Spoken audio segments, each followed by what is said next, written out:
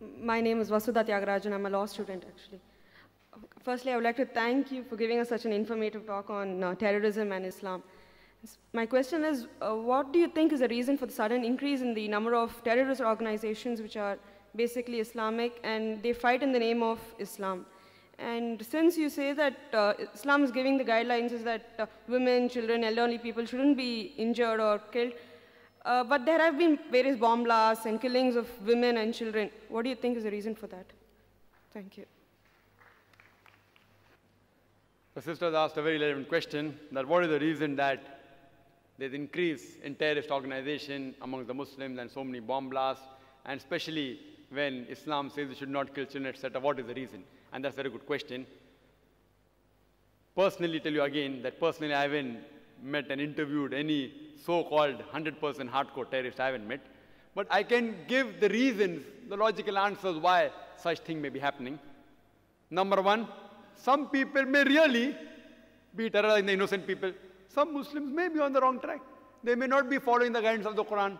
Like you have black sheep in every community. One of the number one terrorists of human history, who it is? It is Hitler. He has incinerated 6 million Jews. So can I blame Christianity for that? Hitler was a Christian.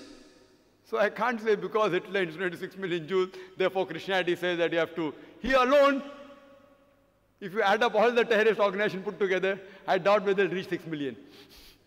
One individual alone. Again, Mussolini. Mussolini is a Christian. So just because Mussolini killed thousands of innocent people, that does not mean I can blame Christianity for that. So there may be certain black sheep in the community. Black sheep may be calling themselves Muslims and may be in the wrong, maybe. Point number two. It can be that there are people who are harassed. Like you asked me, that today there is no Indian fighting for the freedom of the country. Do you find any Indian fighting for the freedom of the country? No. But 100 years back, you had several. So if you ask me, Brother Zakir, why did 100 years back there were many Indians fighting for the freedom? Because the British government ruled India. That's the reason people are fighting for their freedom. Today the British government has gone back, so no one is fighting for the freedom. So maybe these Muslims may actually be harassed. They may be being harassed. And you find this in several parts of the world, in Palestine, etc., that you find that maybe if you go to the history, if you go back to the history and you find that they have really been harassed, and if no one is coming out to help them, they are resorting to whatever means they have. Like the example which is given in the Bible, David and Goliath. The stone was sufficient. So who's to blame? We are to blame. We are to blame that we aren't going to the root cause of the problem. If there's a terrorist organization, we have to go and really find out what is the reason that they have resorted to terrorism. The only way we can solve this problem. Just by killing them, these terrorists, it will not solve the problem. If you kill one, there will be 10 emerging. What we have to do, we have to go and find out what is the reason. Why are you resorting to this method? We have to go back to the root cause. It is like giving the example of Palestine. When Hitler incinerated 6 million Jews, the Jews were kicked out from Germany. And the Palestinians, they said, Ahlan wa sahlan, you are our cousins, come and join us. It is like I tell a stranger that if you have a problem, come and stay in my house. After a few years, he kicks me out of the house. And when I start making a noise outside my house, that see, these people have entered my house, so you call me a terrorist. Am I a terrorist? I was welcome a person as a stranger, just as a human brother. I got him to the house. After a few months, he kicks me out, and when I say that I want my house back, you say that I'm a terrorist. Who's to blame? We are to blame. We are to blame. We have to find out that what is the cause of the problem.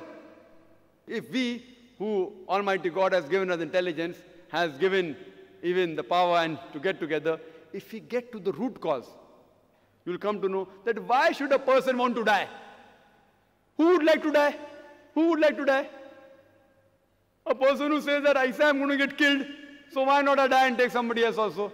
So if you ask the psychologists, they will tell you the root causes. We have to go and ask these people that why are you doing all this? And many times you'll find out that the truth is lying behind it.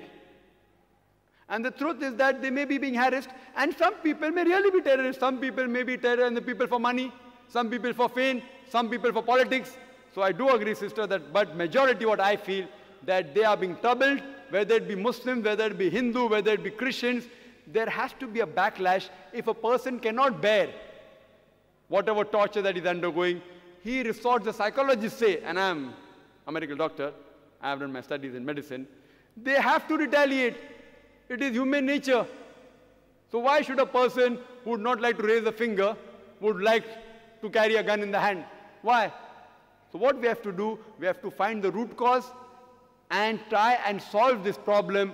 That's the only way we can see to it that these terrorizing the innocent people will stop and all human beings can live together as one brotherhood.